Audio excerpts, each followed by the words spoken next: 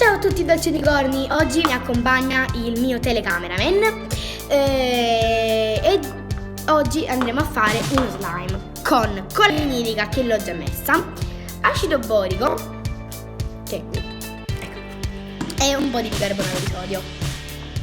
Allora intanto andiamo a mischiare l'acido borico, l'ho già messo, è qui, in questo bicchierino che non si vede, e un po' di bicarbonato. Giustamente il bicarbonato deve essere di più dell'acido borico, un po' di più, quindi così le quantità vanno bene. Ora andiamo a metterne un pochino nel nostro slime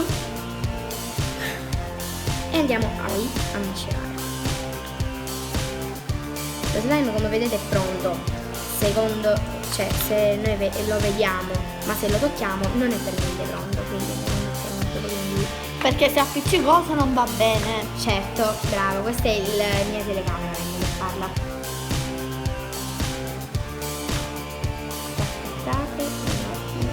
Hai combinato un casino? No, diciamo. Ok, allora, lo slime diciamo che è pronto, diciamo. Perché diciamo? Perché ancora è un po' bagnaticcio. E se volete lo potete anche colorare mettendo il colorante alimentare. Ecco, mi è sfuggito questo passaggio. Comunque, ora prendiamo questo qui che è già pronto. Ecco, quello che avevo fatto già prima. E misceliamo.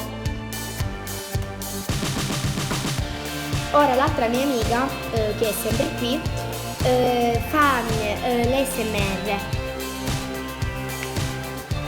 Giustamente ognuno ha un compito ben preciso. Ok, possiamo iniziare.